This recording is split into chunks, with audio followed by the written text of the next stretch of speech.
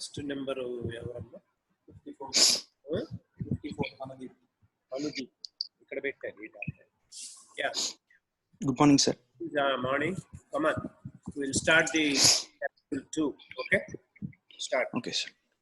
A 25-year-old female patient presents with a history of abdominal pain of 4 days duration. Initially, the pain started as a vague central abdominal pain in the early morning hours. Later, the pain shifted towards the right side of the lower part of the abdomen. Her pain is aggravated by moving and coughing, symptoms of GIT or gut. She felt nauseated and vomited once on the first day of the pain. The patient was constipated for 2 days. Her maturation is normal. No history of chest symptoms like cough and breathlessness. This pain was preceded by loss of appetite and she gives no history of fever. Yeah. Now, this 25 years age, what are all the possibilities of pain abdomen?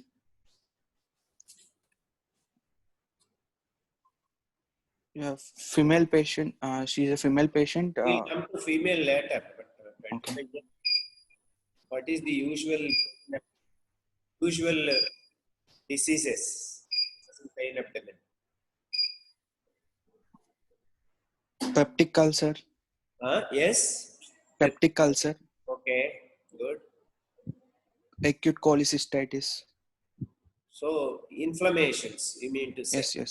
Yes, Ulcer is an inflammation, isn't it? Yes, sir. Then similarly, cholecystitis, appendicitis, Pancreatitis. So inflammatory lesions are common in this age. Yes, sir. Right. Cholecystitis, of course, a bit late, maybe 30, 40, like that. Whereas, as you said, peptic ulcer and then appendicitis are common in this age. Apart from trauma, of course, patient is not giving a history of trauma, so you cannot think of any traumatic condition in this case. Now coming to the female patient, yes, you are telling something. Ovarian cyst. So, Any cyst? Cyst is common in females or something else is common?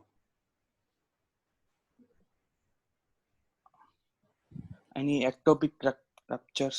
Ectopic pregnancy, very good. Yes, ectopic pregnancy is common. Good. That, yeah. Yes. Periods. Acute salpingitis. Acute salpingitis. That is again inflammation. So, Okay. yeah. And 143, yes. Pelvic inflammatory disease. In general, we call them as PID. Inflammatory. Yeah, PID. So, history of pain abdomen for 4 days means, is it early or delayed?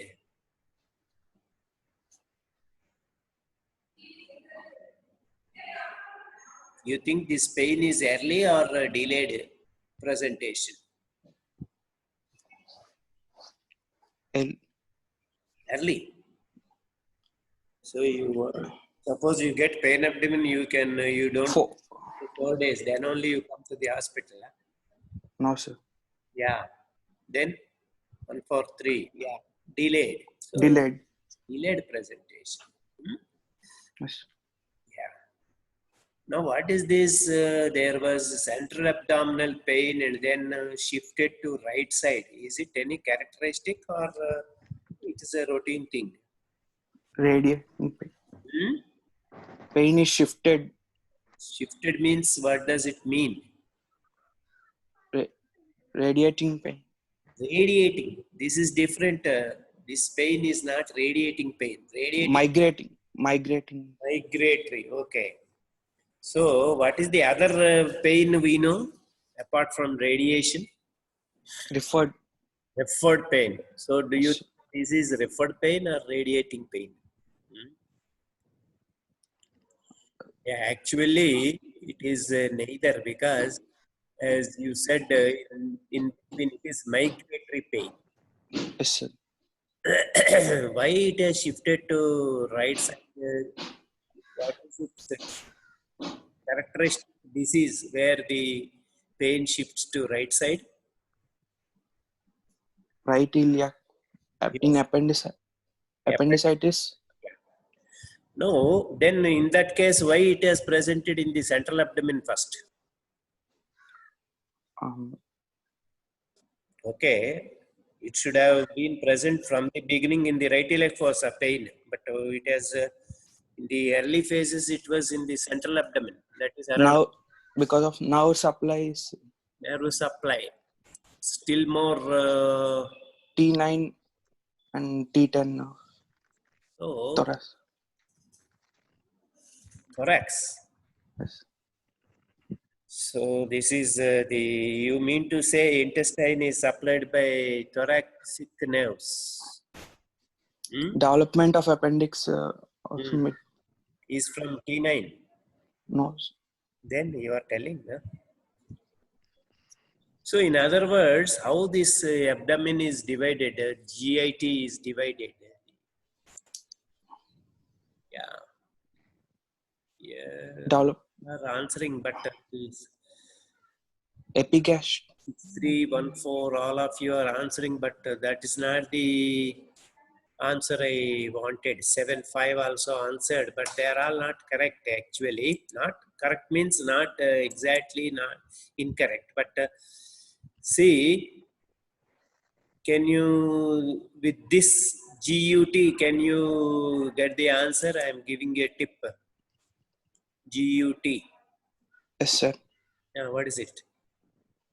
There's nausea and vomiting on first day of pain, and patient was constipated. Answer to my question. That is different. Don't bother about all those things. So this gut, does it give you any answer? Huh? Yes, sir. What?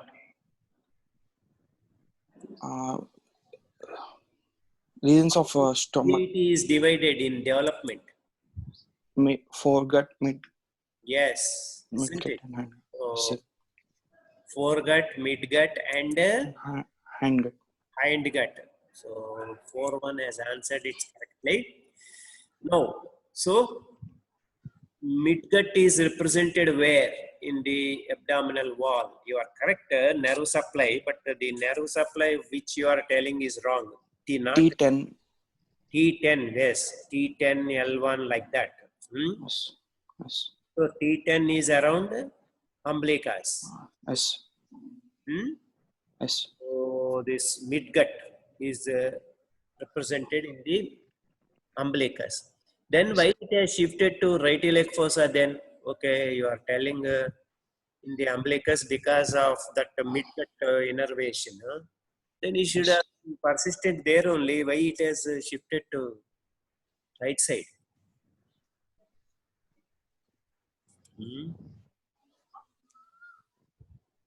So you should study this case sheet. That's why. With parietal peritoneum, it has Yes, it has shifted to local parietal peritoneum. peritoneum. Yeah, 6348143. Yeah, correct. So it is now local peritonitis is there. So that is has gone to the Lower. local region. Yeah, pain aggravated by moving and coughing is also same thing, because it is the peritoneum, local peritoneum will be irritated with these movements. Yes. Then, so as you are telling, she had vomiting also on the first day. There is constipation. Micturition is normal. Why this micturition is normal? We should ask. Well, how is her micturition?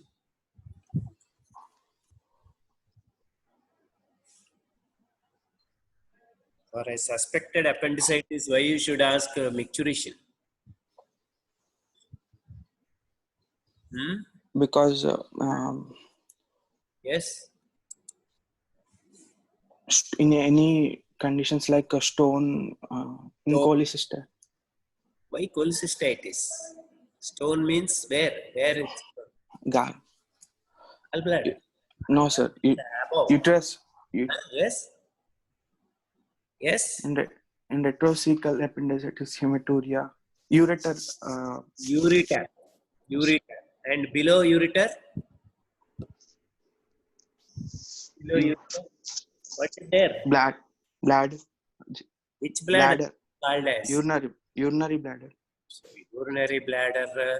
So urinary, what do you call in inflammation of the urinary bladder? So,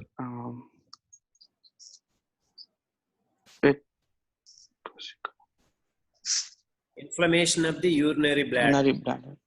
Yes. Cystitis. Yes, correct. So all the other people are also answering nice. I'm happy all of you are correct, those who have answered. Yeah. So it is mainly to rule out urinary tract disease, like as you said, stone, which will mimic right ureteric stone will mimic appendicitis. Yes. Similarly, if there is cystitis or any UTI, there will be burning micturition, frequency of micturition like that. And as you said, hematuria even. Yes? Yes. So now, then let us go to chest symptoms. In this case, why we have to ask chest symptoms? Thorax. Why? What are the diseases in your mind when you ask about chest symptoms for a 25-year-old female?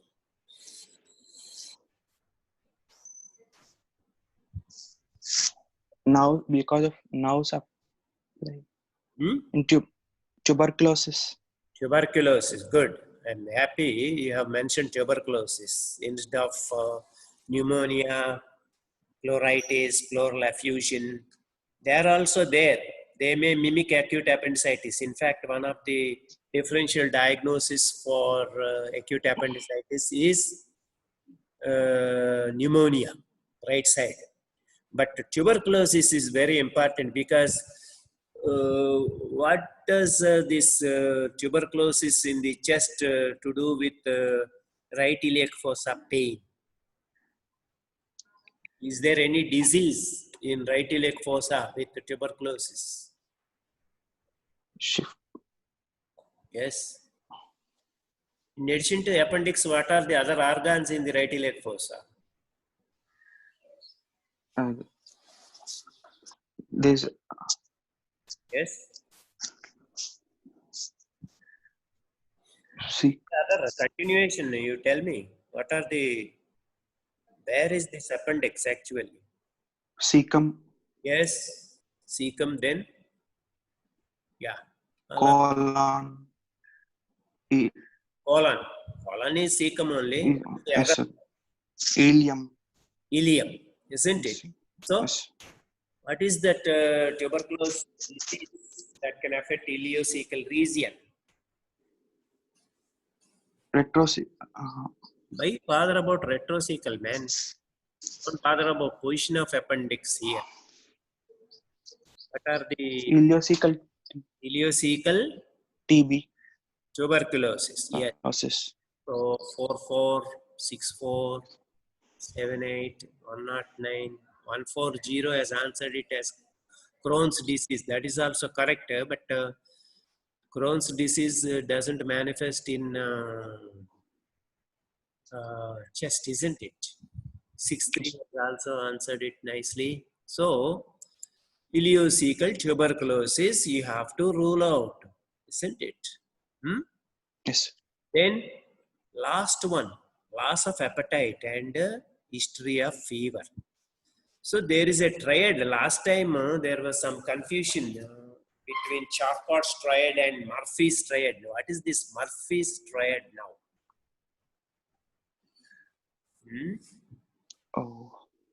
Murphy's triad. Is the patient giving Murphy's symptoms of Murphy's triad? Fever. Yes, fever. Then only fever is there, Murphy's triad. No. Pain, vomiting. Pain, vomiting, very good. So all the other people have also answered it correctly. So it is pain, fever, vomiting. Vomiting. So Yes. 4864 99. All of you are correct, but I need more responses than routine people. So Murphy's triad, you have to remember. Some people say instead of vomiting, anorexia. Okay, loss of appetite. So all these symptoms are there in this patient. Murphy's triad is mainly for which disease? Yes, Anudeep. Which disease? Murphy's triad. Appendicitis. You should completely answer. Acute appendicitis. Very good. Acute Appendicitis. All the other people have also answered. Good. So, acute appendicitis. So, history. What do you suspect in this patient?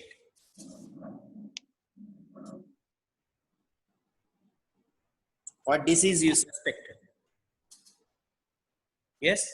Acute appendicitis. Acute appendicitis. In which sex it is common, males or females? Females. Females. So, everything is now fitting into acute appendicitis. Yes, good. Okay. Next also is there, kada? Yeah. Next, second. Come on. In the past history, there was similar complaints 6 months ago. There is no history of surgery or tuberculosis. Yes.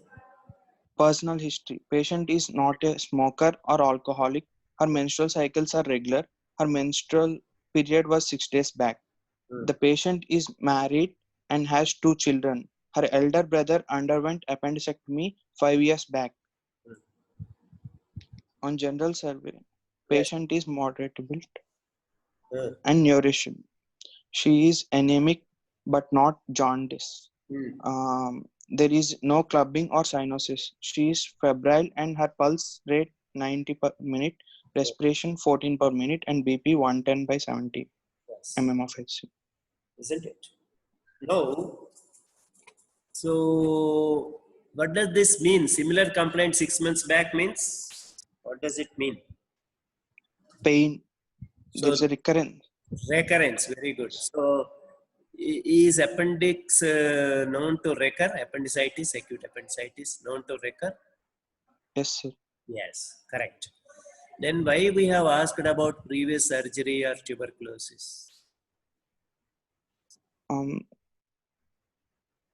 History of surgery, why we have asked?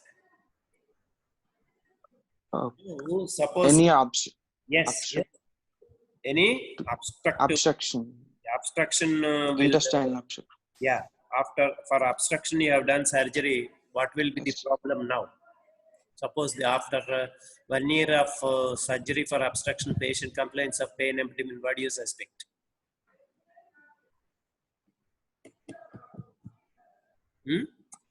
Recently I have did I take? Yeah. So one candidate has already answered it. 2 candidates. Yes. What will happen post-operatively after surgery in the abdomen?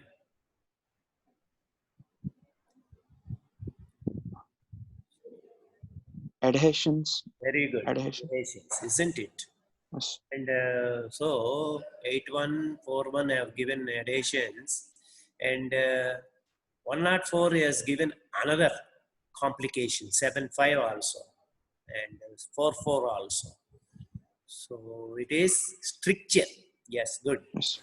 So previously you might have operated on intestine, and now it has resulted in stricture of that intestine, and then the patient may have again recurrence of acute intestinal obstruction. But that is okay. For most of the cases, that's okay. But for appendix, I am giving you a different thing. Suppose the patient says, I had a previous surgery and it is in the right iliac fossa. What do you suspect now?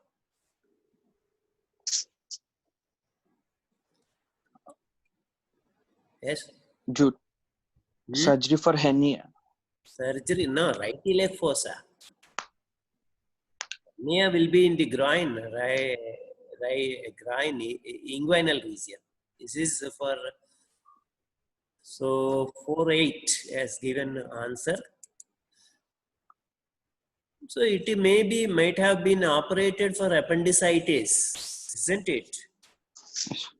Can you diagnose appendicitis again in this patient? Yes or no? Yes. How can you, once you have removed appendix, can you? We can't diagnose Yeah. if So 1-8 as given one of the answers for this. And Crohn's disease, maybe.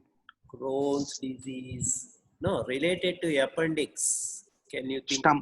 Stump appendicitis. Yeah. Stump. That means you have not operated properly, or that surgeon might not have operated previously. So again, same thing.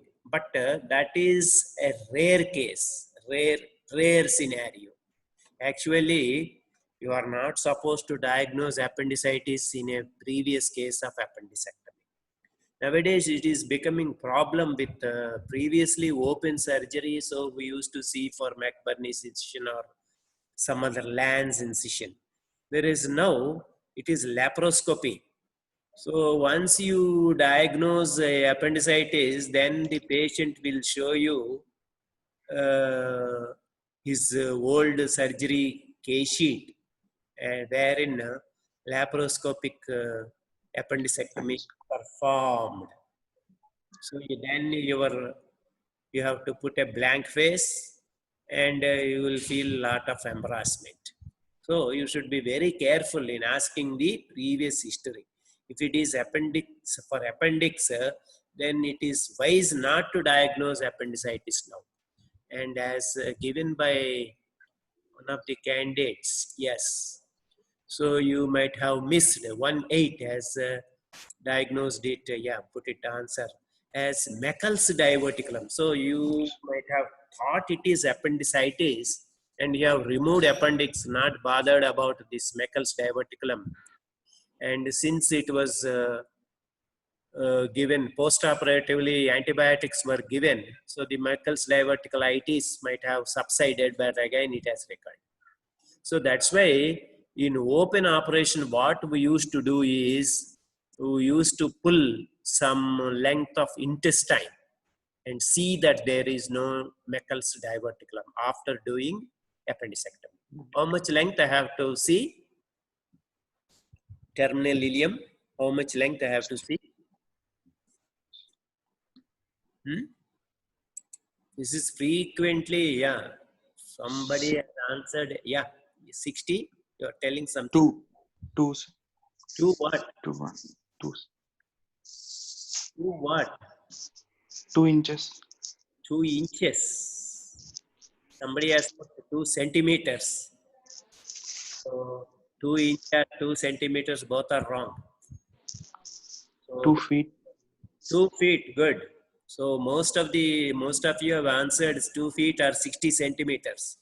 2 feet is equal to 60 centimeters. 60 centimeters. So all those who have answered as 2 feet or 60 centimeters are correct. So you have to fill the intestine, terminal intestine, for 2 feet. Ensure that there is no Meckel's diverticulitis. Then tuberculosis, of course, already we have discussed. So previously pulmonary tuberculosis. Yes. Now, what you have to diagnose? If there is a mass in the right iliac fossa with history of previous pulmonary tuberculosis. Yes? No history. No. Here no history. Suppose the patient gives history of previous pulmonary tuberculosis and then presents with a mass in the right. Secondary. Huh? Secondary hyperplastic ileocecal TB. May be hyperplastic, may not be hyperplastic, but it is there. Ileocecal TB. Tuberculosis. Don't say TB. Tuberculosis. Yes. So ileocecal tuberculosis, isn't it? So That's why previous history of surgery and tuberculosis are very important. Of course, why we are bothered about her LMP? Answer already earlier you have told. Yes, sir. Yeah, Any what? rupture of Ruptured ectopic pregnant gestation. gestation. Correct. Yes. So 6-3, you are also correct. Now, what is this? Brother underwent appendectomy. Is it relevant here or not? No. No, not relevant. Sure. Yes. Some familial susceptible. Yeah, that's why. Then why did you say no? Appendicitis runs in families. Yes. Okay. Then I have given here patient is anemic but not jaundiced. Of course, this is a very difficult question for you, but you try to answer it. Or if you cannot, the rest of class will answer. We'll see whether they can answer or not. Why in right iliac fossa pain jaundice you are bothered? Is there any disease where the patient presents with right iliac fossa pain and then there is a later manifestation of jaundice? John.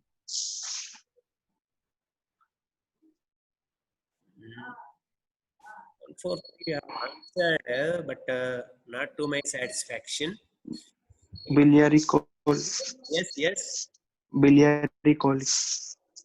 Why it should manifest in the right iliac fossa? Gallbladder disease. Distended gallbladder. Distended gallbladder will extend up to right iliac fossa. Actually, vice versa. Do you know? Sometimes appendix can present in the right hypochondrium.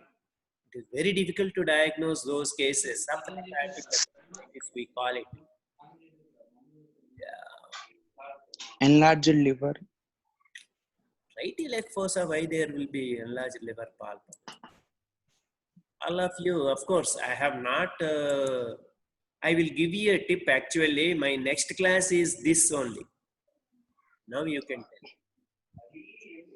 So what I was taking class, which organ I was taking class?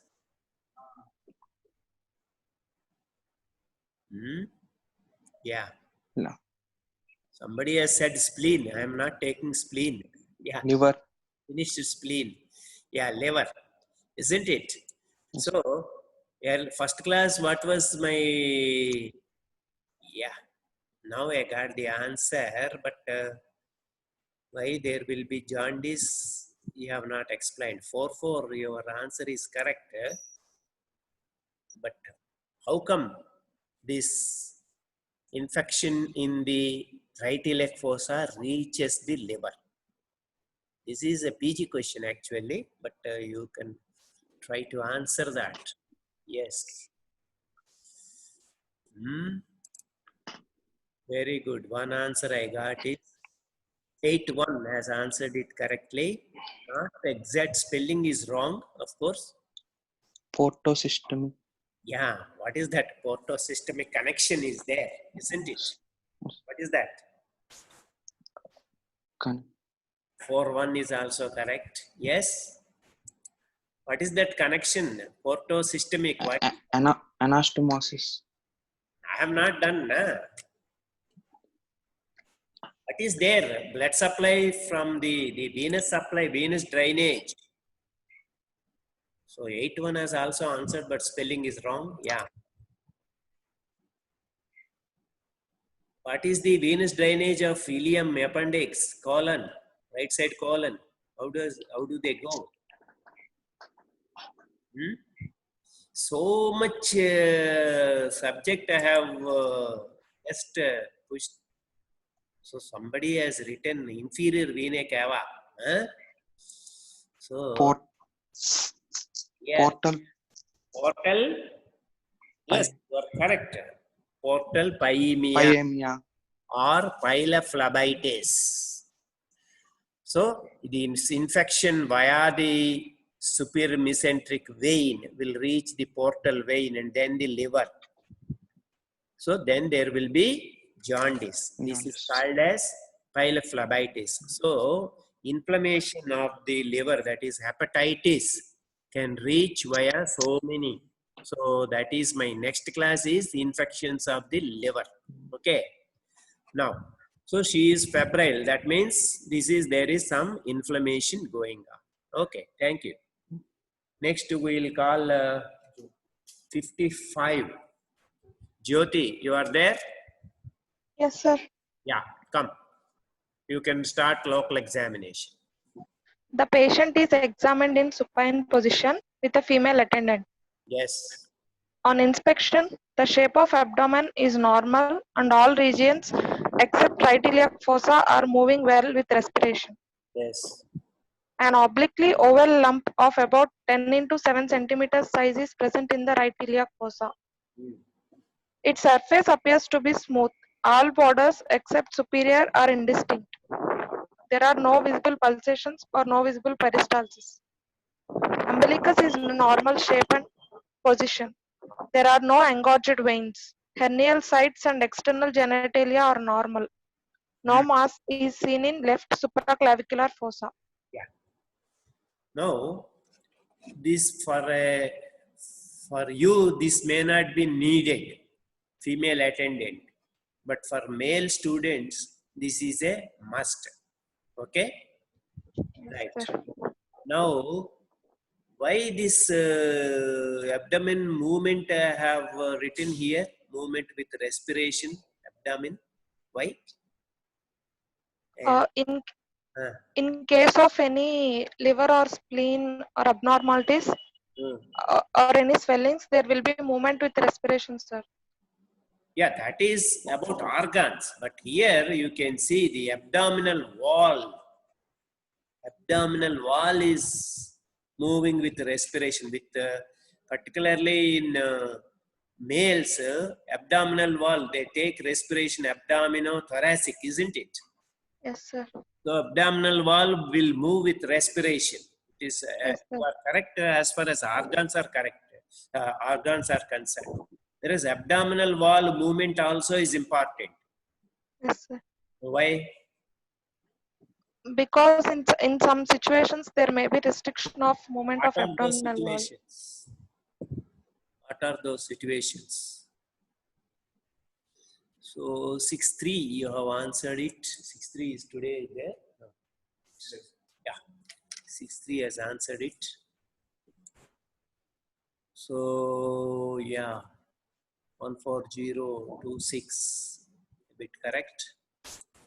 So there will be here itself the next line. If you read, there is not not in your next candidate. Yeah. So there is next line only. Here you see, except right iliac fossa. So Yes, sir. why right iliac fossa? There is a restriction of movement with respiration. Due to presence of a lump in the right iliac fossa. So suppose there is, just now you are telling even lumps can move with respiration, and now you are telling because of lump it is not move. Not exactly that answer. Peritonitis. So there is some inflammation, maybe peritonitis, as you said. So there is inflammation, isn't it? Yes, sir. So whenever there is inflammation, yeah, 7-8, yes. So whenever there is inflammation, what will happen? The abdominal wall will try to protect, isn't it? Yes, sir. And it will try to restrict its movement so that the pain will not be exaggerated. So what is that restriction of movement, particularly while we are palpating? What will happen to that area? If you palpate that area, what will happen? 4-4 has answered it. Yes. What do you call whenever you are palpating? There is yeah, 4-1, 4-8. Yes. Somebody has answered it as rigidity. Wrong. It is guarding. Okay. Yes, sir. So that is called as guarding. So the abdominal wall is guarding the underlying structures. Okay, Okay, sir. right. Now, what do you think this oval lump in the right iliac fossa most probably? So you have seen an oval lump in the right iliac fossa. Usually in 25-year-old female, what will be the usual cause of lump in the right iliac fossa with pain, vomiting, fever?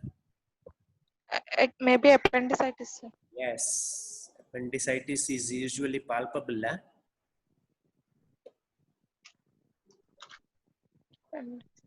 Huh? Yes, sir.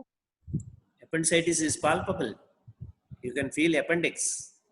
No, sir. And then you are telling, na? So 14, you are correct. Yes.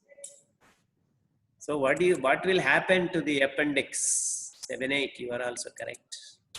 What do you call it? Appendicular mass. Very good. Appendicular mass. Yes. So now why inspection except superior, all the other borders are not well seen, isn't it? Yes, sir. So what is the reason?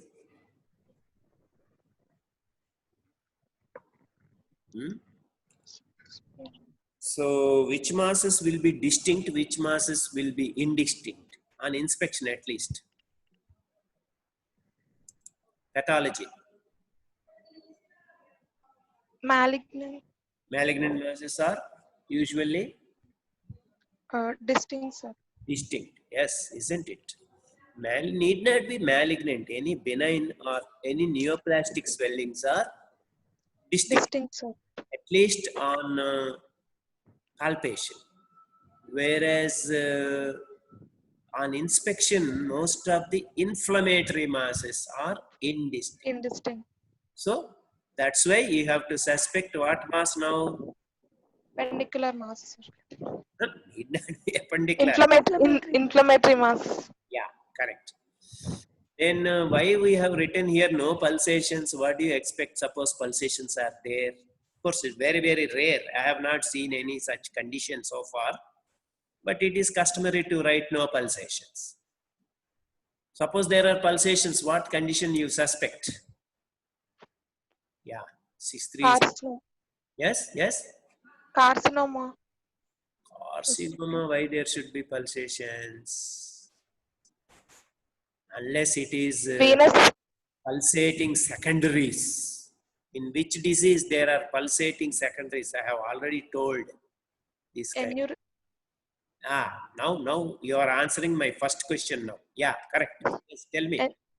Aneurysm, sir. Iliac artery aneurysm. Aneurysm. 6-4 also correct. Aneurysm, isn't it?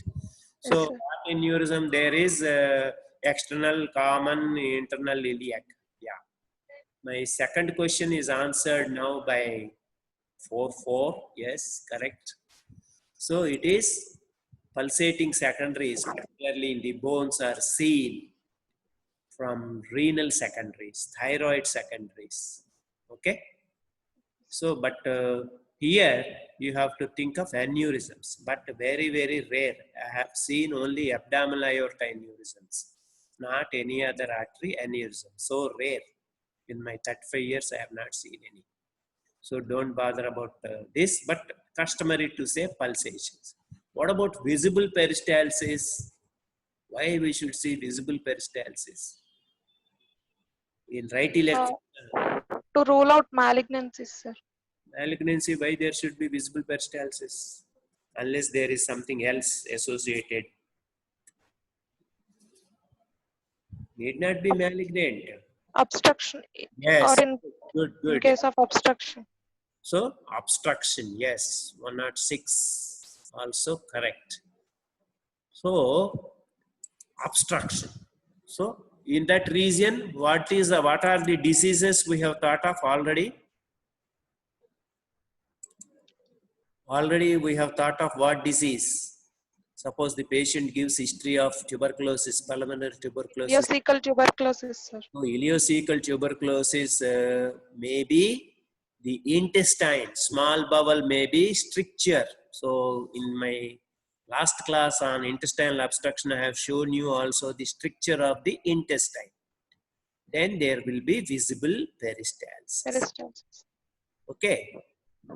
Then, of course, again, same thing. Left iliac, left supraclavicular fossa, there is no mass. Why? What for? You have looked for left iliac fossa, left supraclavicular mass. Secondary Yes, involvement, sir. yes, correct. So suppose there is what malignancy? Virchow's node, yeah, 81, correct. 63 also correct. So Carcinoma, stomach, pancreas, or carcinoma any stomach. colon. This is the right iliac fossa. Will there be carcinoma? Colon.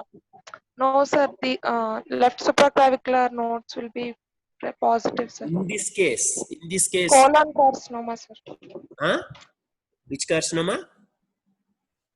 Yes, Colon, sir. colon, cecum, isn't it? So Yes, sir. they can also present as lymph nodal. And somebody has pointed out ovary 140. Yeah, you may be correct, but it is very rare. I have not seen just like testicular carcinoma presenting with secondaries in the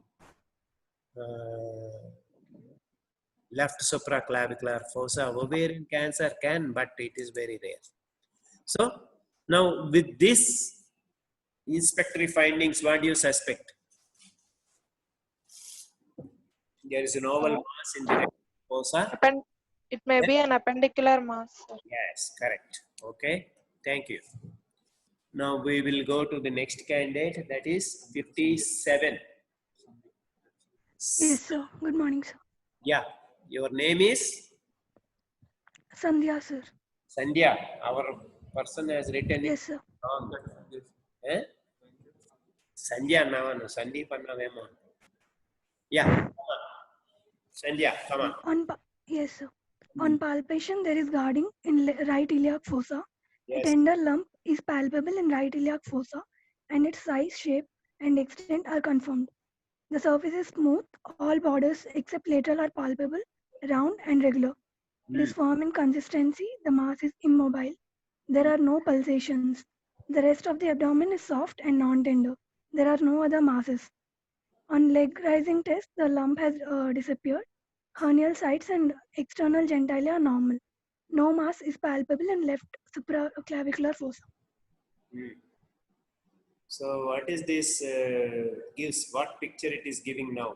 So there is guarding in the right iliac fossa. What does it mean?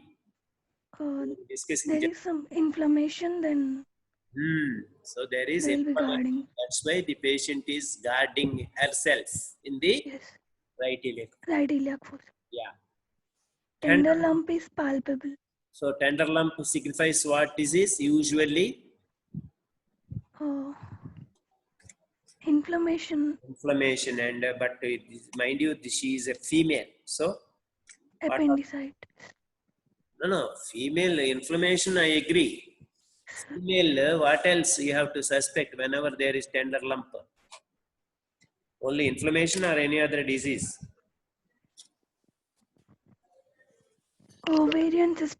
Ovarian, yeah, very good, correct. So twisted ovarian.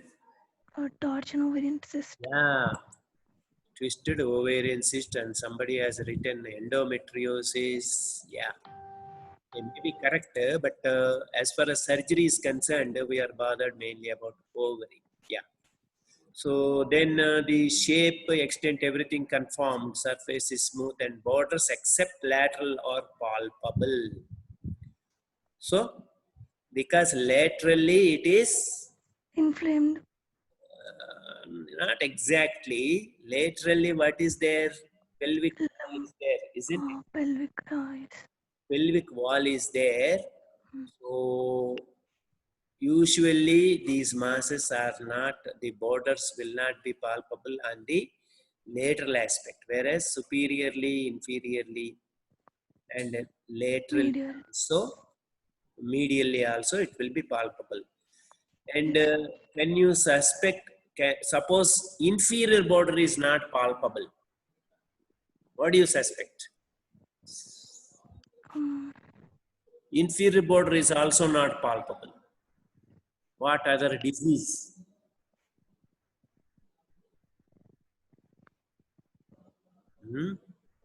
Same, I will give you a tip, inflammation only, infection only. What is behind the appendix and intestine? Right iliac fossa, what is there? Kidney, right kidney.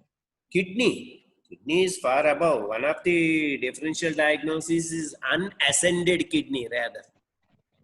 Normal. Abscess. Yes, what abscess? Good. Peritoneal. You could answer it. Yeah. What muscle is there? Two muscles are very prominently seen. Psoas muscle. I said two, na? Iliac. Iliac. So, what now? You tell. Yeah, 4 you are correct. Yes. Iliopsoas. Abscess. Abscess that can extend into Right iliac fossa. right into the and into the thigh. groin. So there are two masses actually. One in the right iliac fossa, another in the groin. Both are cross fluctuation will be there. And what deformity will be there? Orthopedics I am going, of course. So what deformity will be there? Suppose there is psoas abscess or iliopsoas abscess. So there will be fixed flexion deformity. Yeah. Now, so yeah, correct. Each one you are correct. Now, so the next thing is after borders, consistency is firm consistency. With firm consistency, what you can rule out? Not a cyst. Not cystic. Not a cystic mass. That is one condition. Good. So ovarian cyst you can rule out. Of course, it is not that easy to rule out a cystic condition by palpating per abdomen. This is not a surface cyst, isn't it? But anyhow, I will give a point to you. Yes, it need not be a cyst. Yes. So hard swellings you have excluded, isn't it? What is the hard swelling there? Hard means you have to go to the extreme, isn't it? What is that? Yes. Enlargement of any other organs there. Hard, yeah. Secondaries also. Why secondary? Why not be primary? So there are so many organs there, isn't it? Primary means primary carcinoma of the.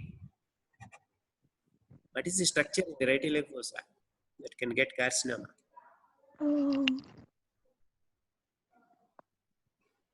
Ileum and Ileum rare. Colon. Colonic carcinoma, the mass will be hard. And you were telling about hyperplastic ileocecal tuberculosis. There also the mass may be hard, but usually it is firm. So that's why it is firm in consistency. But the answer I expected was you can rule out this abscess sometimes. Carcinoid tumor. Carcinoid tumor is rarely palpable. Yeah. So abscess will be soft, isn't it? Yes, sir. The mass is immobile, means it is definitely not soft or cystic. Not cystic. Not ovarian cyst, you mean to say. Oh, yes. But once ovarian cyst is twisted, the mass will be fixed only. So it is definitely not ileum and or even cecum, which is floating. Yes, sir. So mobile cecum, it will not be there. Anyhow, mass there is inflammation, so it will be immobile. Okay. Okay. No pulsation, don't give much importance. Rest of the abdomen is soft and non-tender. That means the Non-tender. inflammation here is localized or diffuse? Localized. Localized, isn't it? Yes. No other masses means which other masses we can expect? Suppose this something else, then what other masses can be palpable? Any other secondaries? Secondaries, where? Which organ? Um lymph nodes or Lymph secondaries. nodes. Good, good. Where else? Mm, Carcinoma colon, where will it spread? Just now we were discussing, isn't it? yes, sir. Into the right iliac, sorry, left iliac fossa, left supraclavicular. But we are talking about abdomen, na? Uh, No other masses. Abdomen, what is the nearest organ? Where will they spread? Colon particularly, where will it go?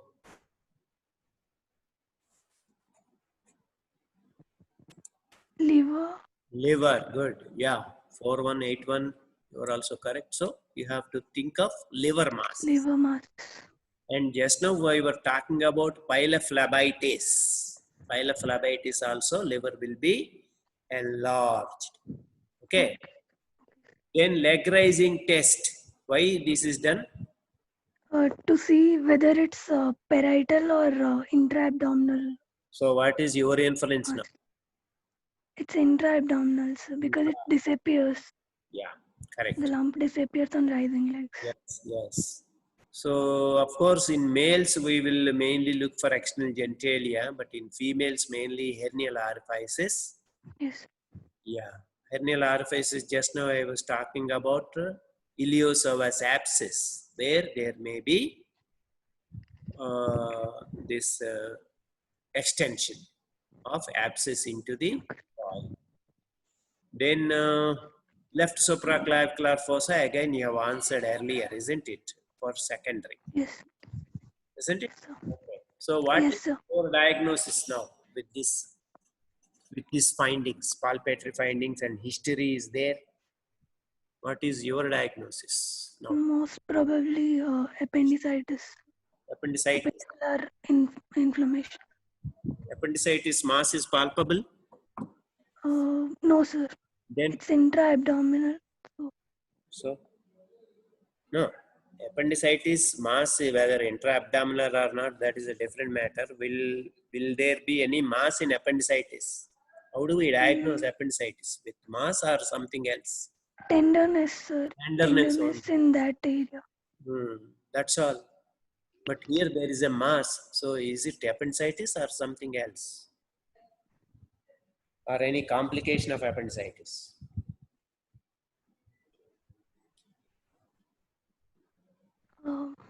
Suppose appendicitis is not treated properly, what will happen? Yes? Appendicular mass. Then why you have not diagnosed it as appendicular mass?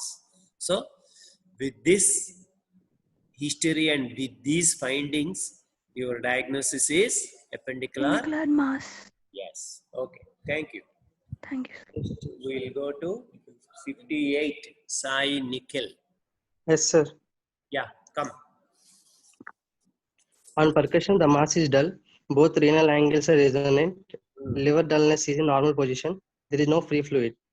On auscultation, normal bowel sounds are heard. Systemic examination is normal. PR needs to be done. Yeah.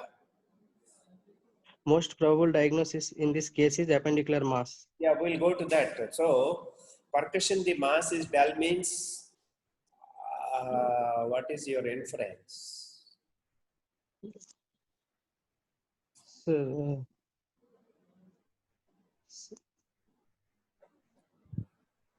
Which masses can be resonant? Solid. Solid masses are resonant or dull to percussion? Sir, dull, sir. Dull, isn't it? So this is something solid is there behind. Though Yes, we are, 6-3. Yes, you are correct. So That means your predecessor's diagnosis is appendicular mass. Yes, sir. So what do you mean by this appendicular mass? What has happened there? Yes. Hmm? So what appendicitis is, just now we said there is no mass. Whereas appendicular mass, there is mass. Momentum and Very nice, very nice. So momentum has wrapped around it. So you cannot feel resonant percussion. Okay. yes, sir. Whereas in the abdomen, usually because the intestines are there, they are resonant. Stomach sir. mass, though it is a mass, stomach usually, because surrounding there is air, it is usually resonant. Yes, sir. Okay? Now, renal angles, why you have to percuss? Uh,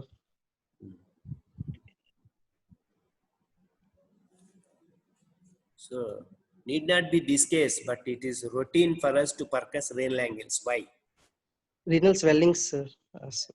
Don't call swellings. For abdominal masses, we call either lump or mass. Okay? For any renal mass. Renal mass. So you have to exclude. Then patient might have come to you with appendicitis, but she may be having a bilateral polycystic kidney, isn't Okay, it? sir.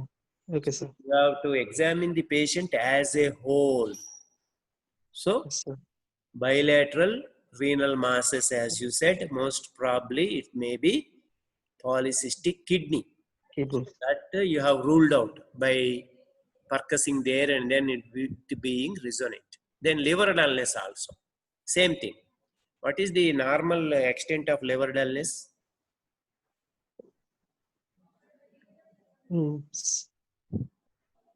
Where from it starts? Where will it end? So this point, I think abdominal masses, you may be ignorant about this.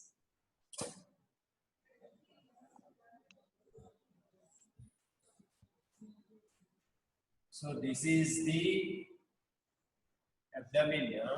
So the liver is like this. Like that liver.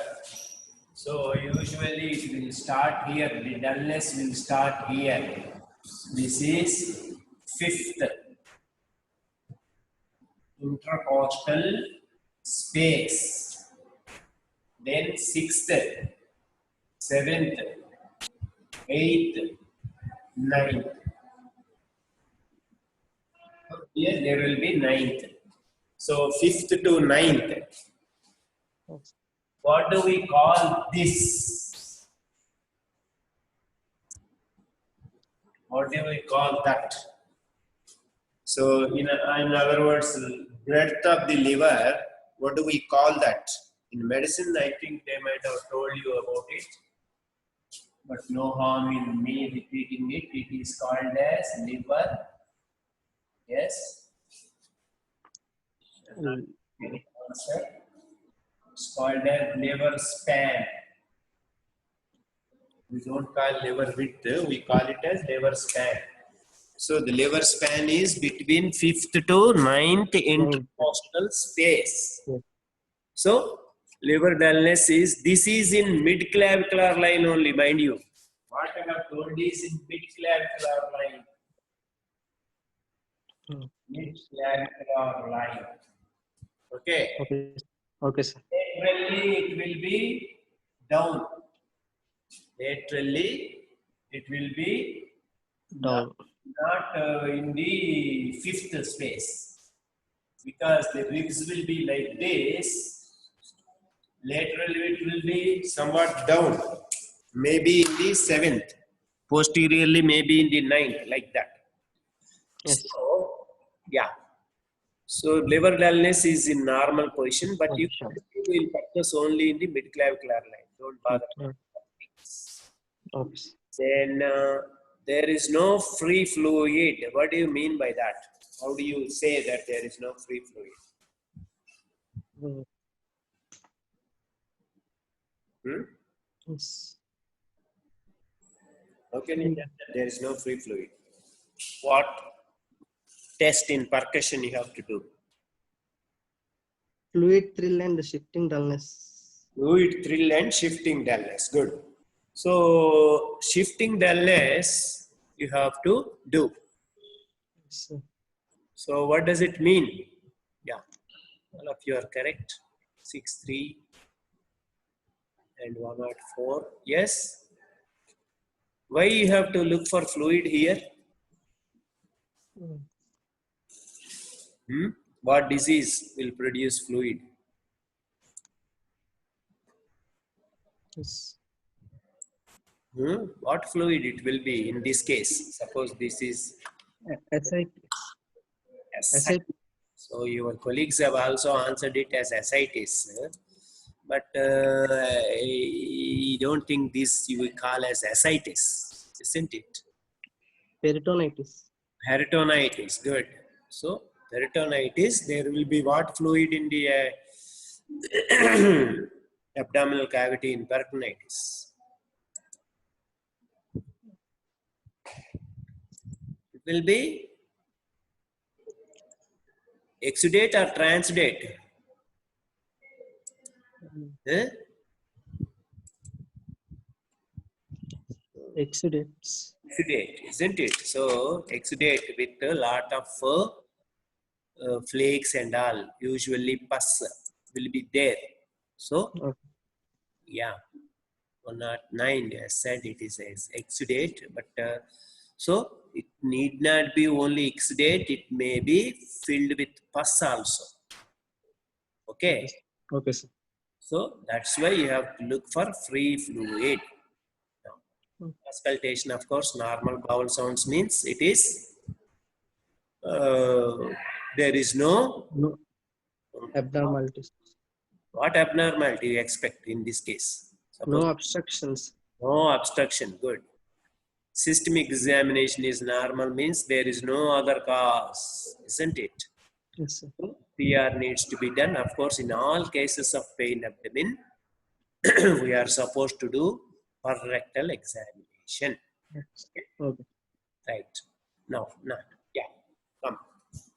Most probable diagnosis in this case is appendicular mass. Hmm. Different diagnoses are pelvic inflammatory disease, torsion of right ovarian cyst, amoebic typhlitis, ileocecal tuberculosis, unascended kidney with infection, iliac lymphadentis or abscess. So, why do you think this is appendicular mass? You tell me one or two causes. Of course, your next colleague will answer that, but let me know your point of view. What do you think? Mass, Huh? sir, age, female, Good. female history, family history. Family history, good. First, hair history. What is hair history? Is it? Female, 25 age, sir. That is okay, but what is the complaint she is giving? Pain 4 days, Yeah. Then, what are the symptoms that are in favor of appendicular mass in this case? vomiting, What the other pain one? and nausea, sir. Nausea, vomiting is safe. Any other? Fever, Fever, isn't it? and So pain, fever, vomiting is, anorexia. and there is a mass in the, yeah, 7-8. You are also correct. Yes. Then, so these are the pelvic inflammatory disease means any disease in the right iliac fossa. In a female, first of all, you have to rule out pelvic inflammatory, maybe salpingitis or salpingo-oophorytis, like that. Maybe tuberculosis, maybe some other acute inflammation or infection. Another condition which we have already said is torsion. Okay, you should not miss Yes, sir. this. Usually, this torsion is misdiagnosed as appendicitis or ureteric stone, like that. Okay, sir. What is this amoebic typhlitis? Ever heard of it? Sir, So it produces hard lumps. Hard lump, amoebic typhlitis produce hard lump. No, 4 has answered it. Yeah. So when this is given to you, you should have verified what is this typhlitis. Typhlitis is inflammation of the which organ? Yeah. 4-1 has also answered it. Colon, sir. Colon. Colon is not exactly correct. Colon colitis, you can call, isn't it? Cecum. So now you tell me what is the meaning of amoebic typhlitis? Yeah, 7-5. Yes, correct. What is this amoebic typhlitis? Now you tell me. Inflammation of cecums. Yes. What inflammation of cecum? So there is a prefix here, isn't it? So amoebic typhlitis means amoebic infestation of the cecum. Yes, sir. Okay. Yes, sir. We have already discussed about ileocecal tuberculosis. How will this tuberculosis reach ileocecal region? You have any idea? What is the common route? What are the other routes? Yes. You seem to be knowing. Yes. How will it reach? Lymphatic. Lymphatic from our surroundings. That is a rare route. I do agree it can come. But what is the main route?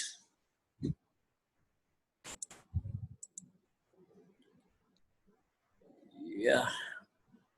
4-1 has answered. 4-4 has answered it, but it is not exactly correct.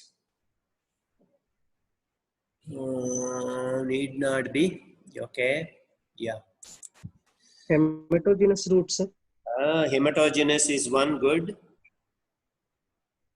But main route is not hematogenous. What is this?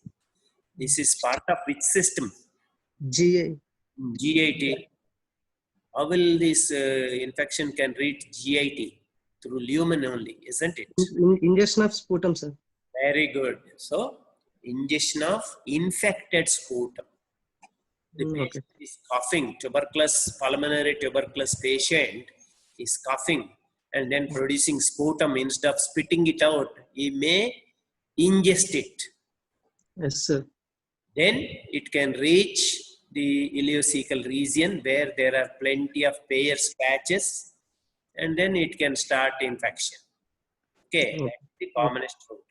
Previously, we used to think unpasteurized milk. So, milk that was not boiled in common terms. So, that can also, bovine tuberculosis can come, but that is now rare with pasteurized milk. Even after pasteurization, what we are doing at home, we are again boiling it unnecessarily. But anyhow, with that, this bovine tuberculosis has gone. But ingested sputum, infected sputum is the commonest reason for ileocecal tuberculosis. Okay, sir. So one of the anatomical or embryological anomaly is unascended kidney. Okay, sir.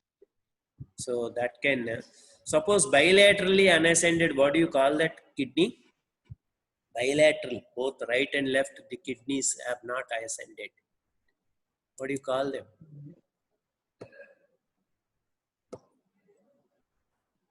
Yeah, 4-4 has already answered, correct. What do you call? Recently, our dean has taken a class some 1 month back or 2 months back.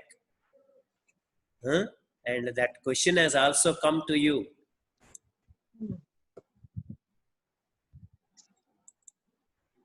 We have not answered that question or what? Dropped kidneys. Dropped kidney. Oh, dropped catch I have heard, but not dropped kidney. You play cricket or not? Horseshoe. Horseshoe, very nice, very nice. Horseshoe kidney, correct.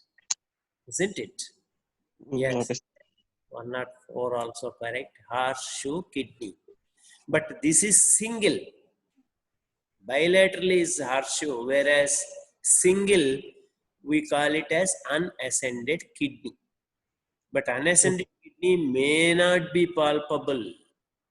Maybe, may not be. But if it is infection is there, hydronephrosis, infected hydronephrosis, then it may be palpable.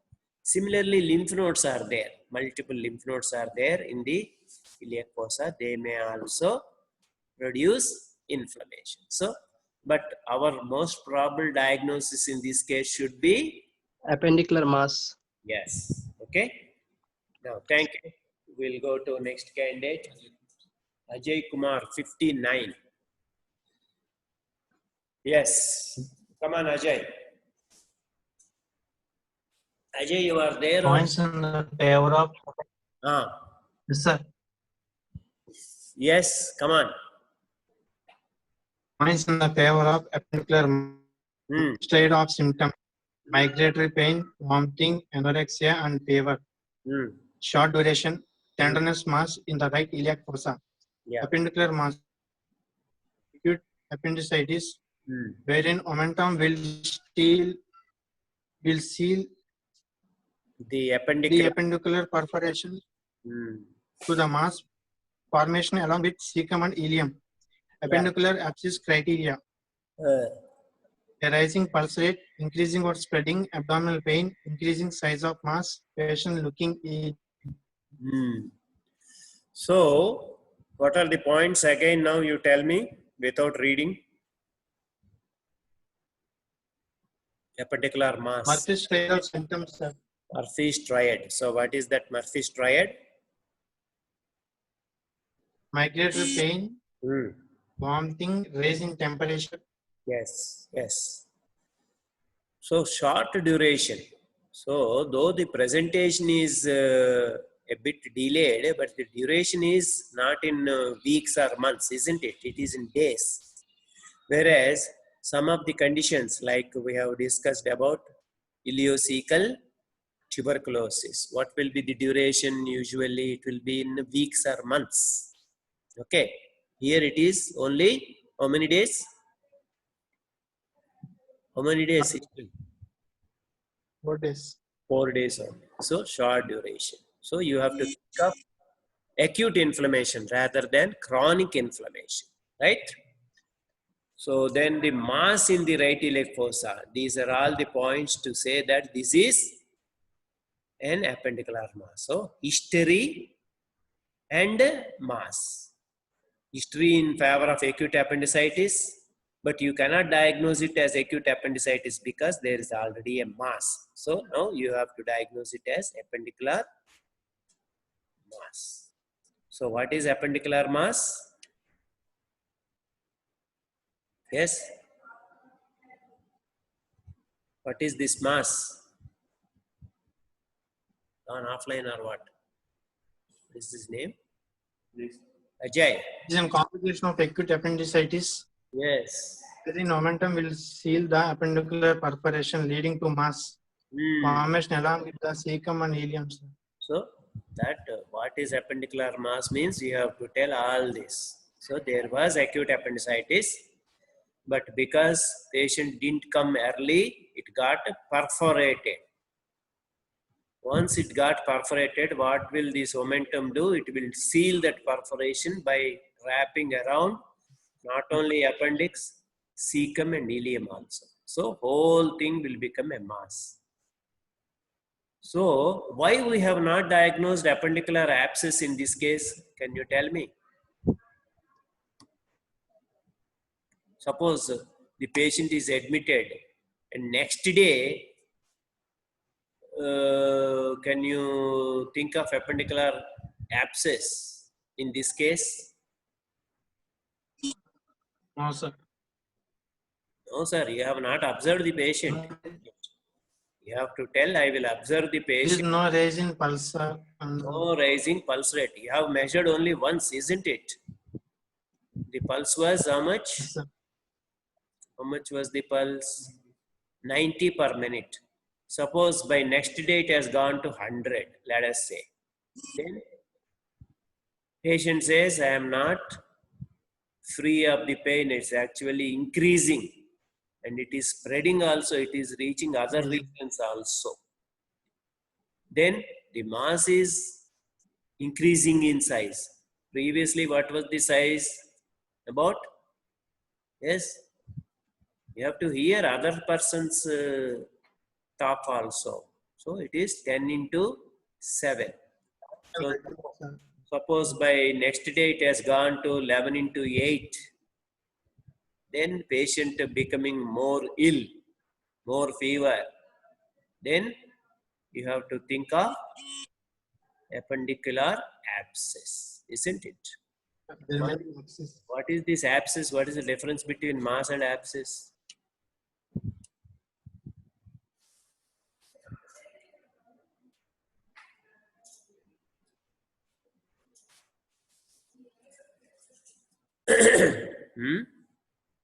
What is the difference between abscess and mass?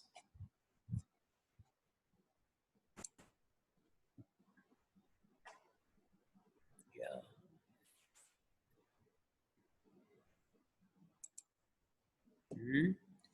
So in mass, though there is inflammation, there is no pus.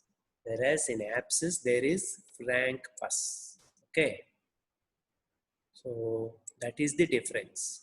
In appendicular mass also, there will be to some extent some pus, but it is not the prominent thing.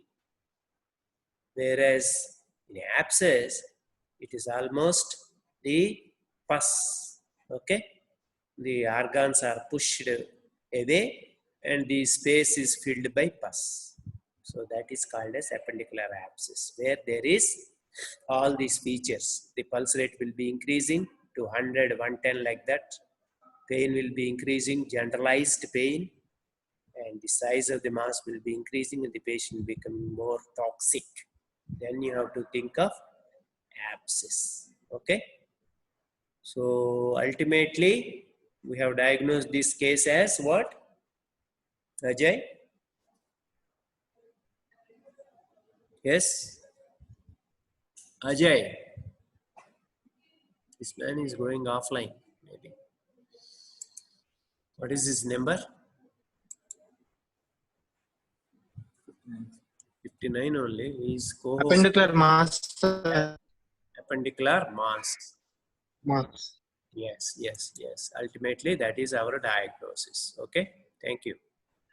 Next, we will go to Samyukta. Her number is 60. Good morning, sir. Yeah, good morning. Come on.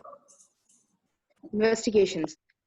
Complete blood count, urine analysis, ultrasound scan of abdomen, ultrasound scan findings, tense, tender, non-compressible tubular structure of more than 6 mm size in the right iliac fossa.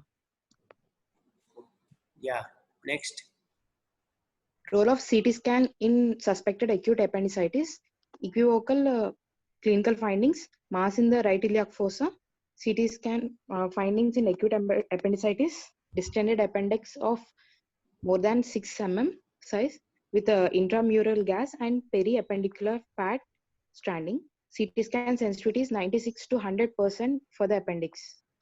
Now you tell me, so why this CBC is done in acute appendicitis? There is increased leukocyte count, sir. Increased leukocyte count, isn't it? Yes. Then urinalysis? To rule out any urinary tract infections. Very good. Urinary tract infection. And what is the other disease that will mimic appendicitis? Pyloric. Pyuria. Urinary tract infection will result in pyuria. Yes. What is the other disease? That we not only pyuria, some other urea will also be there. What is other urea? You can diagnose by looking at urine microscopy. Just like pyuria, what other cells can come out? Yeah. RB. 781416. You are correct. Huh? Question also we have given, Kadamma. Yes. The other cell in the RBC. RBC, good, isn't it? Yeah, 100. Yes. What do you call? Suppose there are plenty of RBC in the urine. Hematuria. Hematuria. What disease will produce hematuria with pain in the right iliac fossa? Mimicking appendicitis.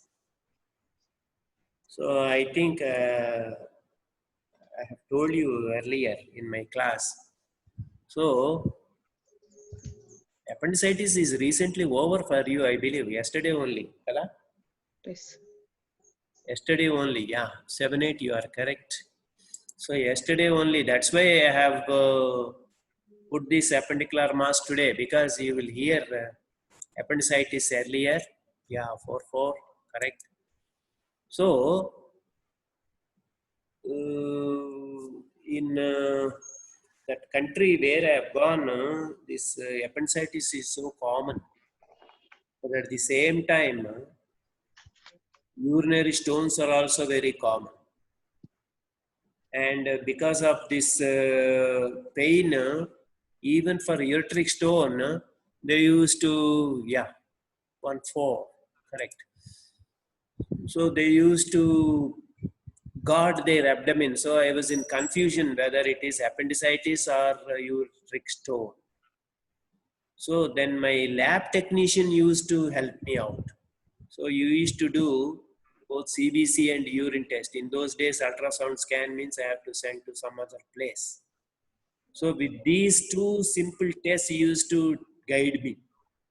He used to say, he never used to say the result. He used to say the diagnosis. Suppose there is leukocytosis, he used to say, sir, appendicitis, sir. Suppose there is hematuria, sir, your renal stones, sir. Like that he used to tell me. So urinalysis in places where these facilities for scanning are rare or scarce, what you can do is you can depend on urinalysis. Of course, in some conditions of appendicitis, particularly where it is ureter is very close by, then there may be hematuria even in appendicitis, but generally, suppose it is hematuria means it is ureteric stone. Okay. Now, so this is the typical that opinion this ultrasonologist will give. So this how much millimeters it is?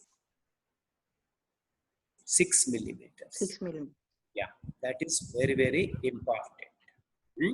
So non-compressible. Why it will become non-compressible?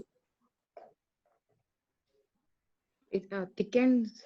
Yeah, thickened, and it is inflamed. So it is non-compressible. Tenderness, it will be there. What is this tenderness? Tenderness, how can they say? While you are palpating, you will tell it is tender. But how can a radiologist say it is tender? Can you tell me? Tenderness with what? Probes. Yes, good. Probes. Ultrasound probe. Probe tenderness. It is probe tenderness. So actually it is the counterpart of McBurney's tenderness. Okay? McBurney's tenderness, clinically we say, radiologically they will say, exactly in McBurney's point, when I put the probe, there is tenderness. So probe tenderness will be there. It is non-compressible, as you said, it is thickened and inflamed, and 6 millimeters is the size beyond which you have to say it is appendicitis. Okay, normally it will be around 4 or 5 maximum. Then coming to the role, generally we prescribe CT scan in appendicitis to diagnose acute appendicitis. Yes, sir. Generally. Before surgery, we indicate. Before surgery, you want to indicate why? To reduce the negative appendicectomy. Yeah, but that is correct. But isn't it cost effective? Is it cost effective? No, sir. Expensive. Expensive, isn't it? So Yes, in general hospital, it's okay, you can do. But is it without any complications or side effects? CT scan, radiation. radiation, particularly what age? Usually appendicitis. For the pregnant women and the children, it is risk. Yeah, isn't it? So Yes, sir. around these people who are appendicitis is common between around 15 to 20, 25 like that. So in that age, the woman need not be pregnant. They are reproductive age, isn't it? Yes. Childbearing age. So unnecessary exposure to CT scan is not good for them. So that's why in appendicitis, CT we will not do routinely. But these are the things. What are they? One is, yes, Equivocal clinical findings, mass in the right iliac fossa. I told you, na. So suppose this is, you are confused, is it appendicitis or not? And as you said rightly, to reduce the negative appendicectomy rates. So you can do CT scan. Similarly, once there is mass, always safe to go for CT scan unless ultrasound doesn't gives you perfect picture. If it doesn't give, you have to go do for CT. CT also same findings, again same, more than 6 millimeters. 6 mm size. Important findings are there. These are very, very important. So usually appendix, how many types of appendicitis are there? Yesterday they have told you types of appendicitis. Acute non-obstructive, Yeah, acute, non-obstructive, non-obstructive, acute obstructive, what appendicitis? It is otherwise called as catarrhal. catarrhal. Yeah, correct. But for the benefit of others, I will write. So, catarrhal.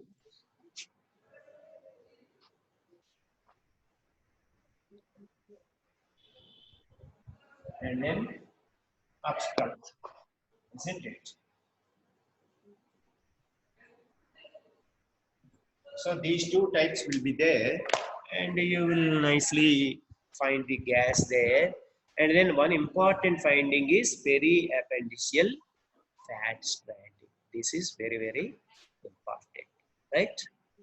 So then once you do CT means you can decide whether it is appendix or not, because it's almost 100% sensitive for appendix. Sensitive for appendix, but not very 100% specific. Okay? Yes. Right. Okay, thank you. Next, we'll go to Soumya. We'll talk about Alvarado score. Yeah. Soumya, Good morning, sir. morning. Alvarado score Yeah.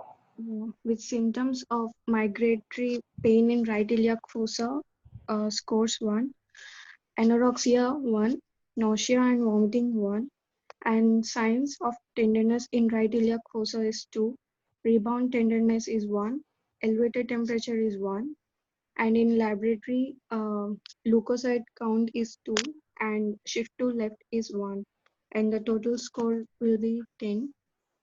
So, how much score? Suppose the patient achieves 7 or 8.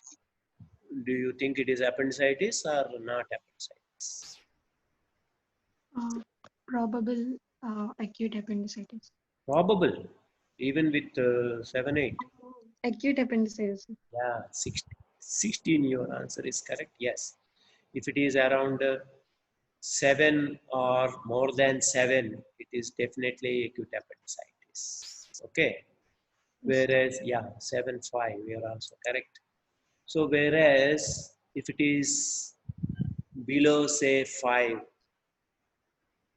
so maybe 3 or 4, then it is not appendicitis. If it is 5, 6 like that, then you have to be equivocal, then you have to do at least ultrasound. This is mainly for clinical, mainly, of course. So here, for two signs, score is 2. So what are they? For tenderness in right iliac fossa and leukocytosis. So they are so significant. Yes. So that's what I was telling you just now. My lab technician used to say appendicitis. Then I used to ask him, what is the leukocyte count? Then he used to say, sir, 20,000, sir. So if the leukocytosis is more than, say, 15,000, almost it is sure that it is acute appendicitis. Similarly, tenderness in not exactly right iliac fossa, if it is in the McBurney's point, it is almost sure. That's why they have given 2 points each. The rest are all 1, 1, 1, 1. What is the shift to left? That is shift to the segmented neutrophil sites. So they are premature or mature neutrophils? Mature. Mature. It, If it is immature. immature, Shift to 1, 4, 3. Yeah, you are all correct. So shift to left means the body is pumping in more neutrophils. Huh? So that is the reason. So the Alvarado score, of course, it is not mainly for UGs, but no harm in knowing it. And if you can write this, it may come as a short notes also for you, rarely 2 mark question. So then you are supposed to know all these things. So once again, at the cost of repetition, please again read this. Symptoms, what are the symptoms? symptoms are migratory pain in right iliac fossa, scoring 1, anorexia 1, nausea and vomiting 1, and signs tenderness in right iliac fossa is 2, rebound tenderness 1, elevated temperature. Tenderness? That is when we Yes.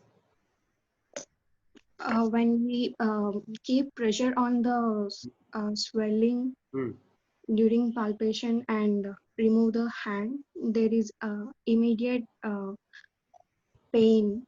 Yeah, while we palpate, we call it as tenderness. When we remove the hand, if the patient says winces with pain, so that is also, so 1, 4, 3, you are also correct. So once you remove the hand also, the patient will feel pain because of this peritoneum will be that is suddenly it gives way with, if your hand is removed, it will be more painful. So that is called as rebound tenderness. What is bruising sign? Yesterday they might have told you bruising sign. When we press on the left iliac fossa and pain is appreciated in the right iliac fossa. Yes. Due to irritation of parietal peritoneum. Yeah. Bruising sign.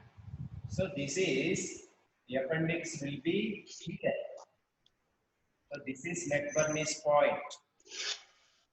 So there is tenderness here. But if you press here also, what will happen is the pressure is transferred to this region. So that will irritate the peritoneum in that region and then it will cause pain. That is called as bruising sign. Yes, correct. So that is Alvarado score. In situations where you are not having many investigations except lab, you can follow this and then decide to operate or not. Why all these scores are developed? What is the purpose?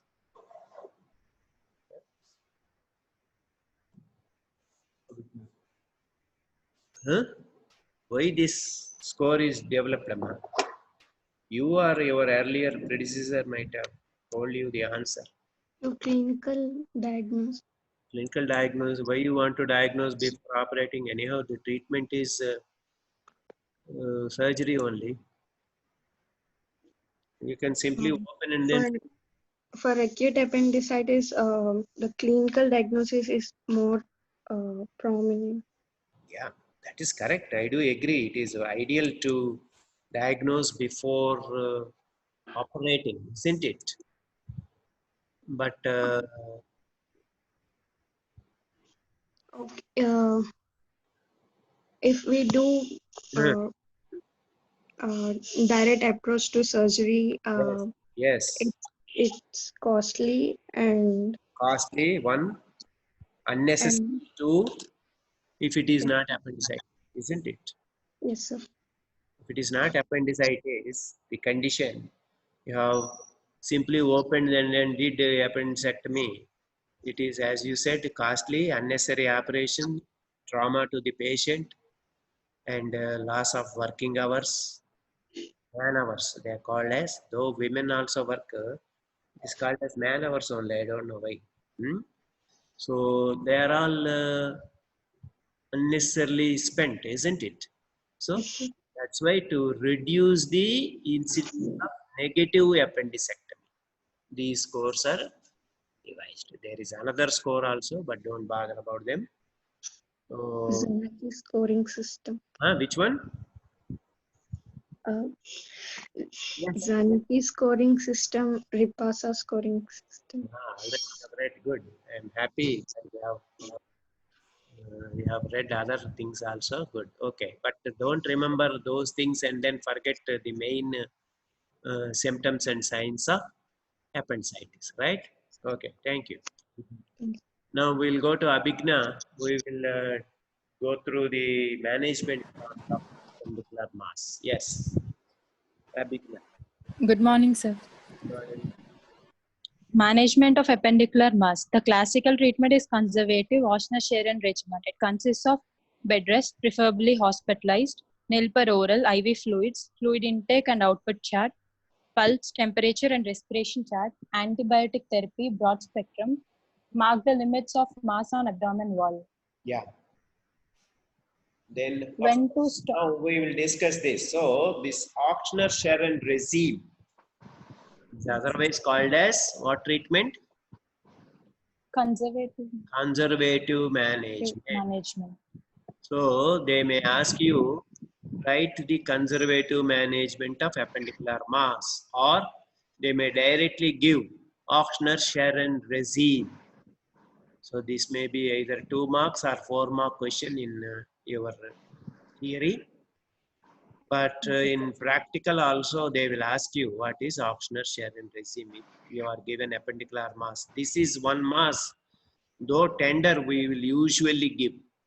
I said earlier, we will not give tender lumps to you, but this we will give usually if at all we get it, because not so tender mass, so you can palpate. Now, yeah, it consists of simply, what does it consist? Bed rest, nil per oral, IV fluids. Why nil per oral in appendicitis? Bed rest I can understand, because movements will increase the pain. Yes. It may irritate bowel and yes. And so why vomiting is there? Because the food is irritation. So that's why if you make the patient faster, you will give what to the bowel? What do you give to the bowel if you don't take anything? Rest. Rest to the bowel. That's why. Because you are giving rest to the bowel, you have to give IV fluids. Mainly to maintain the fluid balance, not as a nutrition. IV fluids, 5% dextrose, how much glucose it contains? Do you know? 5% dextrose. How much glucose it contains?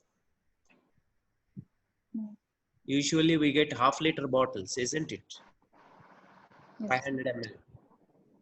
So 5% means how much glucose in each 100 ml?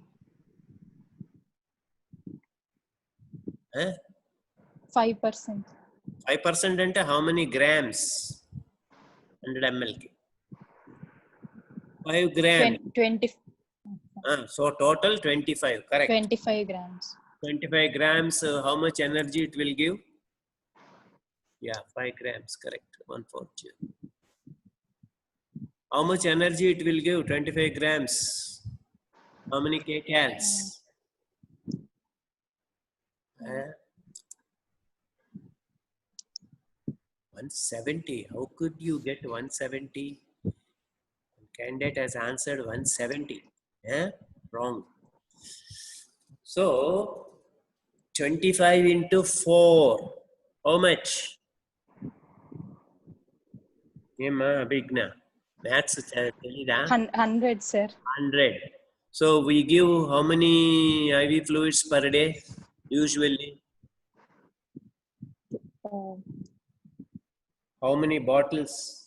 How many 500 mLs we give usually? 3 to 4, sir. 3 to 4 is not enough. 4 to 5 is okay. Out of 4 to 5, how many dextrose we give? Because the patient needs electrolytes also. So only dextrose you can give. Suppose in 5 you will give 3.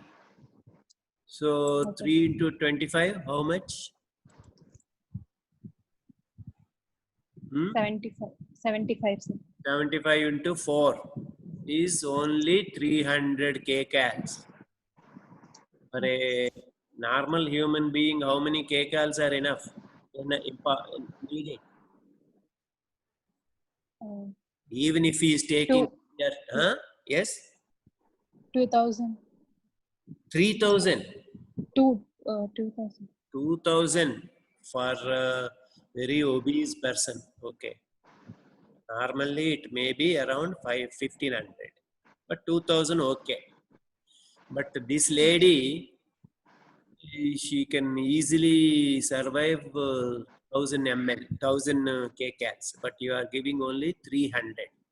So that means there is some deficiency, but it doesn't matter. 1 or 2 days, if you don't give energy that is required, it doesn't matter. Okay?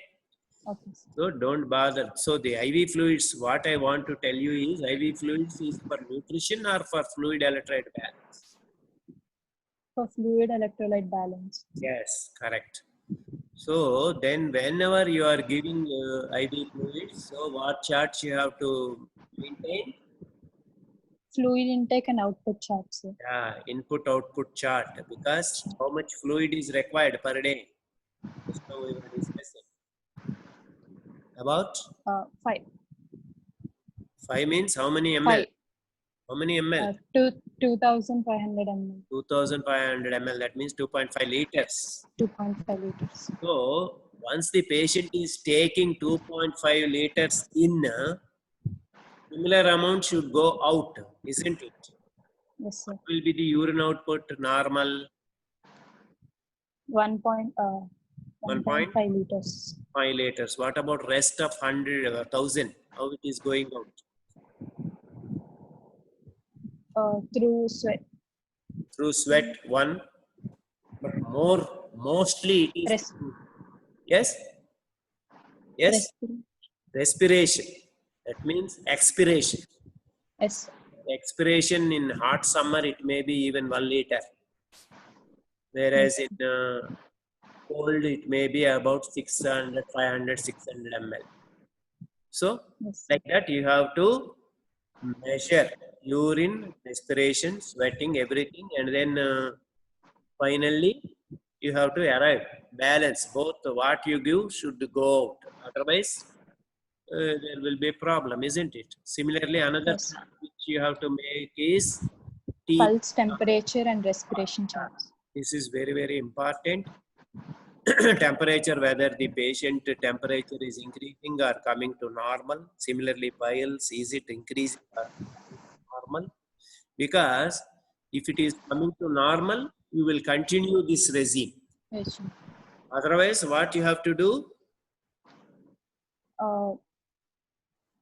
You have to intervene, isn't it? Yes, sir. Surgery. Intervene by doing some surgery. Okay.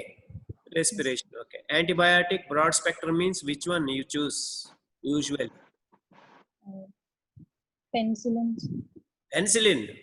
నా వయసులో కాదు. Cephalosporin. Cephalosporin tetracycline. Cephalosporins. And what is the other? Though it is not antibiotic, we routinely give that also. What is that? ఏముంటాయి appendix colon లో నిన్ను which bacteria? Metronidazole. Metronidazole, very good. So cephalosporins. Okay. Yes. Metronidazole. So against what organisms you give metronidazole? Anaerobic, gram-negative organisms. Gram-negative and anaerobic, yeah. Anaerobic. 48 are also correct. So gram-negative anaerobic organisms. That's why you give both cephalosporin and Metronidazole. They both are given IV. And then marking the limits. So why this is important? Marking the limits of the mass. To know whether the size of mass is increasing or it is decreasing. Just like a marker pen like this is the marker pen. First I will draw like this. Okay. After 2 days, I will see whether the mass has shrunken in size or not. Then after another 4 days, the mass will become like this. Like this. Ultimately, the mass will disappear. So that is the limits of the mass on the abdominal wall. You have to draw, okay, with a marker pen, so that you can compare from the earlier day. Okay. Similarly, you have to also ask the symptoms, whether the pain is coming down or not. All those things. So now, when to stop conservative treatment? If there is clinical deterioration like rising pulse rate, temperature, failure of mass to resolve, if there are any signs of peritonitis, management of appendicular abscess. Traditional method is extraperitoneal drainage of abscess. Now guided percutaneous catheter drainage is performed. So now raising pulse rate, temperature, you will know by looking at a chart. Pulse and temperature. Mass to resolve also, you will mark on abdomen, limits on abdominal walls. Peritonitis, how can you diagnose? Increased hyperpyrexia. Hyperpyrex, signs of peritonitis means local signs, I am asking. Local signs. Guarding is present. Guarding already present. Rigidity. Isn't it? And the guarding rigidity extending to other regions. Yes. Okay. Those things you will see. Not name. You are correct. Yes. So now, once you suspect appendicular abscess, it will be confirmed again by what test? What investigation? CT. At least minimum is ultrasound. If the patient can afford, you can go for CTR. So, previously what we used to do is extraperitoneal. Do you know the meaning of extraperitoneal drainage? Yes, sir. No, what is it? Opening of abdomen with an incision. That is, it becomes extraperitoneal or intraperitoneal? If you give incision and then open the abdomen, peritoneal cavity, it becomes intraperitoneal or extraperitoneal? Intraperitoneal. Then, what is extraperitoneal? Answer is there in my question only. Abscess. Abscess only, but how do you open? So 143, your answer With is a tube. with With, tube, that is different.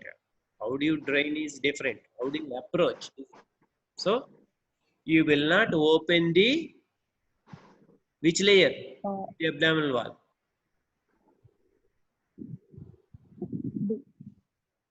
So this so peritoneum, isn't it? Is yes. Peritoneal layer we do not open. Peritoneal you will not open. So if you go anteriorly, you will open the peritoneum or not? Yes, sir. So if you go laterally directly, there is see, you know that cecum is there, isn't it? Yes, sir. Cecum is surrounded by peritoneum all through or not covered? Just like liver, is there any bare area for cecum? Yes or no? Cecum is a peritoneal structure or extraperitoneal structure? Cecum. Peritoneal structures. Cecum. Then you call Cecum it. like Then you call it as floating cecum. Whereas if it is intraperitoneal, then we call it as floating cecum. So retrocecal bare area, correct. 143, but we don't call it as retrocecal. Usually we call it as extraperitoneal. So this cecum is not neither intraperitoneal nor retroperitoneal. It is extraperitoneal. So what we do is we will give a lateral incision. So yesterday they might have told you, I think Ramesh, she has told you the incisions for appendectomy. Yes, sir. What are the incisions she has told? Gridiron incision. Gridiron incision, yeah. Lance incision or skin crease incision. Simple. These are the two routine incisions we give. Both of them are from anterior only. So this is umbilicus. This is anterior superior leg spine. So this is the thing. So you can give a gridiron incision like this, or you can give a lance incision like this, transverse. Both are acceptable. Nowadays we are giving lance incision, and even that is nowadays becoming rare because we are doing laparoscopic. She might have told you about that also. Yes. So laparoscopic ports, one at umbilicus, another around here. Iliac fossa, hypogastric. Yeah, correct. Three ports you can put. But for appendicular abscess, this is here like this much. You will not go like this anteriorly. If you go anteriorly, you have to open the Peritoneum. But the pus is here. Pus is all here. Of course, behind also. So this is all pus. So you should not open like this. You should go laterally. So laterally you will go, and then just like draining an abscess, where you push this. What forceps you will push? What is the method of drainage of an abscess? What is the common method of drainage of an abscess? Yes.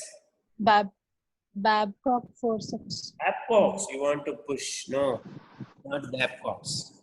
So instrument class we will take at the time of your exam, because right now you are telling Babcock's forceps, so you forget. So the common method is called as Hilton. Hilton's method, wherein you will put incision superficially and then after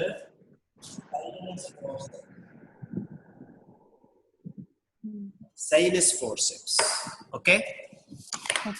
And then expand it so that you can drain the pus. Okay? Yeah. Then that was earlier. Now what we do is we can do it by guided, that means ultrasound guided. So mark the site, this needle, and then dilate the track, and then put a catheter and then dilate.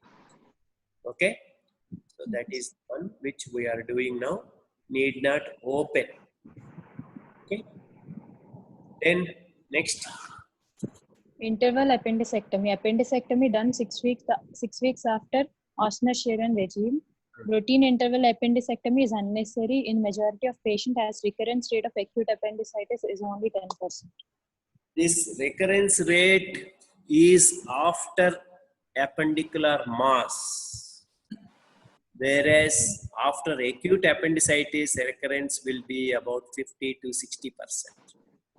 So this is only after appendicular mass. Once there is appendicular mass, the patient getting it again is less. Whereas if it is acute appendicitis, as in this case you might have seen in the history, there is similar complete 6 months ago. So it can recur. Acute appendicitis will recur if not treated. Whereas once it has been delayed and you have not operated it, will turn into a mass, and then this mass, in that mass, this appendix will be completely buried, and then it may not be, the opening also might be closed, so it may not get reinfected. So, previously, whenever we used to treat acute appendicitis conservatively or acute appendicular mass conservatively, we used to operate, ask the patient to come back and then do what is called as interval appendectomy. It's an elective operation where depending upon the technique, either McBurney's incision, or previously we used to give even big midline or paramedian incisions. Now we are not doing this because the recurrence for appendicular mass is less, whereas for acute appendicitis it is there. 50%. Yeah, 50%. So, but the examiner, if he is old timer of my age, they may ask you, what is interval appendectomy? So you should not say, I don't know, sir. But the answer is appendectomy. Yes. Done 6 weeks after Osner-Sharon regime. Okay. So, so already we have discussed about the incisions also. So that's it. Okay. Thank you, all the participants, and the rest of the students also got benefited by today's class. Next we'll go to some other mass. Another set of students can present. Okay, thank you.